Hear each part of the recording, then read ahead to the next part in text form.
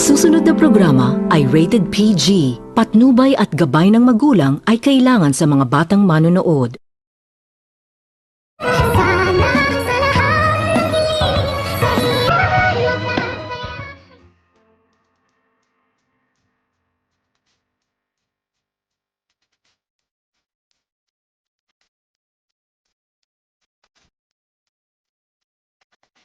Pagkatapos nitong kausapin ni Zoe ang kanyang totoong daddy ay dito agad naman din nitong kinausap ni Dr. Carlos itong si Zoe kung pwede ba umano nitong iwanan mo na ni Zoe itong si Dr. Carlos dahil gusto umano nitong makausap ni Dr. Carlos ang kanyang mami na itong si Moira sa kadahilanan na dali-dali naman din nitong sinunod ni Zoe ang mga sinasabi ng kanyang totoong daddy at nagpapaalam na ito na pupunta muna ito sa labas sa presinto at dito nang makaalis na itong si Zoe ay agad naman din itong sinumbatan ni Dr. Carlos itong si Moira kung bakit sinasabi umano nito ni Moira sa mga pulis na hindi umano siya nag-iisa, kung ano umano ang ibig sabihin ni Moira kung gusto ba umano nitong idadawit ni Moira itong si Dr. Carlos. Sa kadahilanan na agad naman din itong sinagot ni Moira itong si Dr. Carlos na talagang idadawit umano nito ni Moira itong si Dr. Carlos kung hindi umano nito tutulungan muli ni Dr. Carlos itong si Moira sa kadahilanan na ikinagalit naman din nito ni Dr. Carlos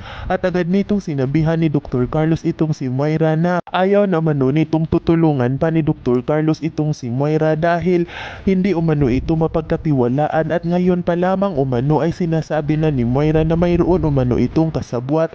Baka pagdating umano ng panahon ay idadawit umano nito ni Moira itong si Dr. Carlos na siya umano ang tumutulong nito at hindi umano nito pwedeng gawin ni Moira dahil ayaw umano nito ni Dr. Carlos na masira ang kanilang pamilya dahil mahal na mahal umano nito ni Dr. Carlos ang kanyang asawa na itong si Lynette. Sa kadahilanan na ikinagalit naman din nito ni Moira ang kanyang naririnig galing sa bibig ni Dr. Carlos at agad naman din itong sinabihan ni Moira itong si Dr. Carlos na yun umano ang pagkakamali na kapag hindi umano nito tutulungan ni Dr. Carlos itong si Moira ay paniniguraduhin umano nito ni Moira na makukulong din itong si Dr. Carlos kasama sa kanya.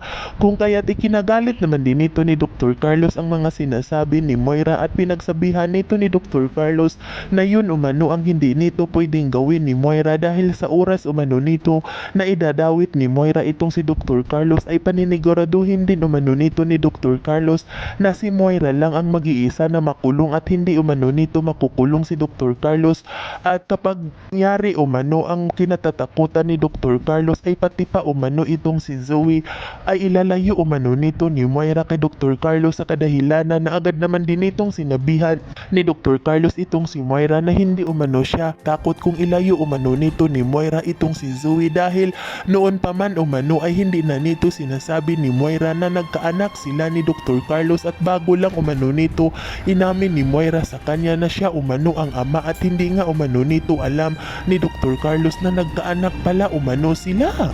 Yan ay ating aabangan sa susunod pa na pangyayari sa kaganapang ito ng abot kamay na pangarap. Huwag mong kalimutang isubscribe at i-hit ang notification bell ng aking channel.